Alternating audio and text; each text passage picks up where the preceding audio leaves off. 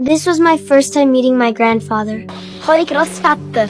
Das ist Heidi, euer Großkind. But he didn't seem to like me at all. Mach, dass du fortkommst! And my aunt had left me here. Das Kind! Nimm das Kind mit! Los, geh mit dir! Aber sie will mich doch auch nicht. Grandfather showed no sympathy. He simply shut the door on me. Großvater? He ignored me. I became a homeless orphan. So, I had no choice but to open the sheep pen and sleep with the flock. The next morning, my grandfather came to milk the sheep. Guten Morgen, Großvater. Although he still didn't acknowledge me. He gave me a bowl of fresh sheep's milk. After I drank it, Grandfather said he was going to send me away. At the church, the priest checked my health. I was perfectly healthy. The priest promised to arrange for someone to adopt me in 3 days. But for those 3 days, I would have to live with my grandfather back home. I asked Grandfather where I would sleep that night. He said I could sleep anywhere I wanted. I was happy and entered the house. But the room only had one bed. I climbed up to the attic and found a layer of hay. It seemed like a place where I could sleep. Da will ich schlafen, Großvater, mit dem Heu, darf ich? My parents passed away when I was young. I didn't know why my relatives disliked me so much, but deep down, I really wanted to be with my family. The next day, Peter came to the mountaintop to herd sheep. I wanted to play too. Grandfather told me to drink my sheep's milk first before going to play. The sun in the Alps was warm. The scenery here was beautiful. I loved everything about it. Suddenly, 2 goats started fighting. Peter raised his whip to strike them. I didn't want to see the goats hurt, so I stopped Peter. I promised to share half of my lunch with him afterward. Peter agreed to this, but he asked me not to tell Grandfather because he had heard that Grandfather was a murderer. When I got home, I felt scared. So, I decided to sleep in the sheep pen from now on. Grandfather quickly realized that Peter had told me certain stories. He explained that he was not a criminal. Du musst selber entscheiden, ob du deinen eigenen Augen und Ohren traust oder dem Gewäsch der Leute. After some time thinking it over, I realized that Grandfather wasn't bad. In fact, he was very kind. So, I chose to trust him. Gute Nacht, Großvater. Time passed quickly. Tomorrow, I will be sent away by the priest. Peter was just worried that he wouldn't get any of my lunch anymore, but I knew he also didn't want me to leave. That evening, I came home and saw a new chair in the house. I carefully asked Grandfather if it was meant for me. Für wen denn sonst? Aber du bringst mich doch morgen weg. Morgen gehst du wieder auf die Alm. Und dann am nächsten Tag auch wieder? Ja, ja.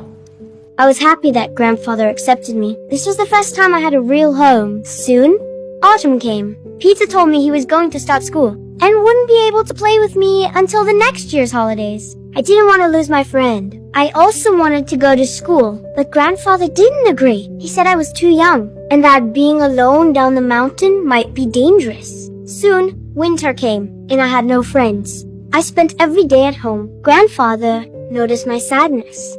So, he made a sled. He took me outside to ski.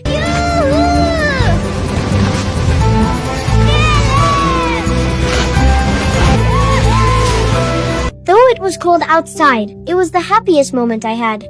Grandfather took me down the mountain. I went to find Peter to play, and I had a wonderful day. Finally, the cold winter passed, and my aunt, who had abandoned me, suddenly came back. Grandfather hated this woman.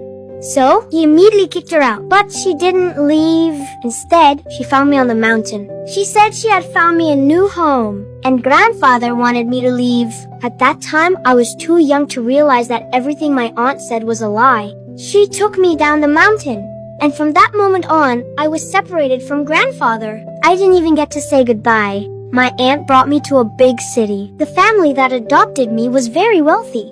The house was filled with luxurious furniture I had never seen before. I was brought here to become friends with the lady of the house, Clara. She couldn't walk, so I pushed her around to show her the house. But while I was pushing her, I accidentally knocked over a table.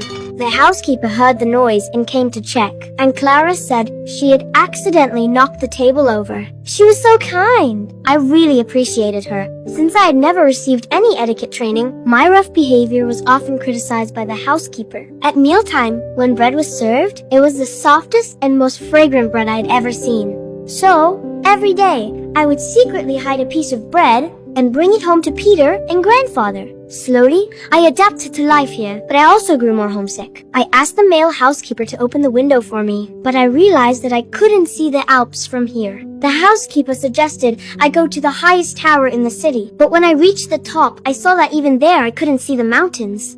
That's when I realized I had come very far from home. And because I took Clara out without permission, the housekeeper punished me. After dinner, I took off my beautiful dress. I wanted to go home and be with grandfather. I said goodbye to Clara, but the housekeeper stopped me from leaving. It was then that I realized my aunt had sold me here. She didn't care about family. She only cared about money. Clara also felt very sad. She thought I was leaving because I hated her. But the truth was, I missed grandfather too much. I even called out for him in my sleep. The next morning, Clara didn't come for breakfast. I knew she was still upset, so I tried to comfort her, and she asked me to never leave this place. After that, we returned to our normal life. Clara's father finally came back, and the housekeeper immediately reported to him.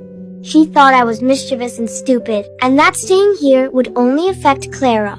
Clara's father was considering whether to send me away. One evening, Clara's grandmother told me a story. It was about a little lamb that got lost on the mountain, and snow started to fall. I happily said that Peter and I had lost sheep before. Da, wo du herkommst, das ist sicher sehr anders.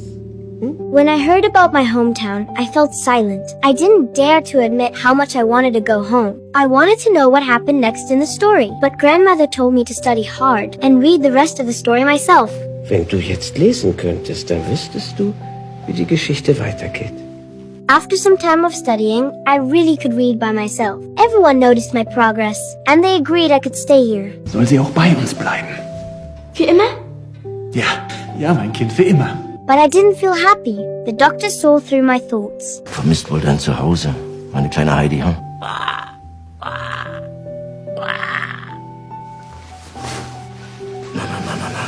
Na, komm. Na. Wird alles gut.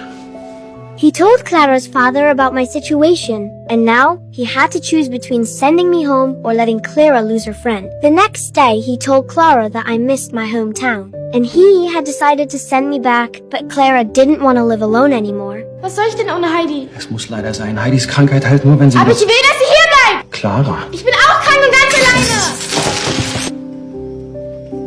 Geh nur! Geht zu den Ölen und Peter! Geht doch alle!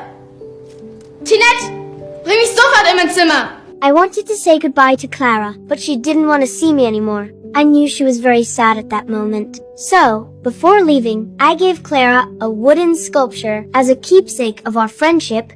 Wir werden sehen. The housekeeper took me back home. I was finally back in the familiar place. I rushed to see Peter again. After giving them the bread, I immediately headed up the mountain. I couldn't wait to see grandfather again.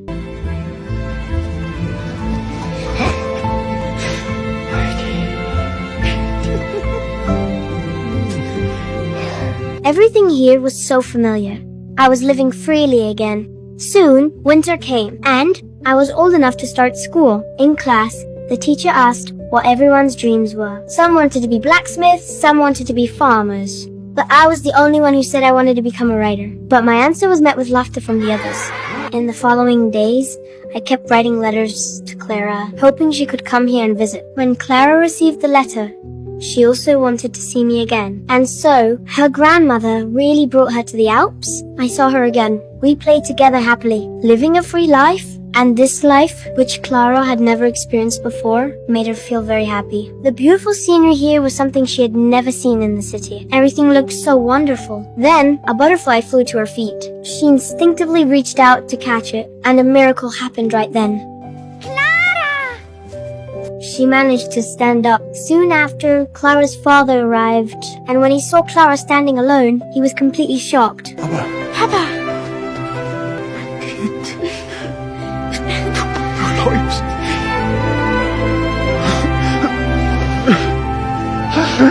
Verzeih mir bitte.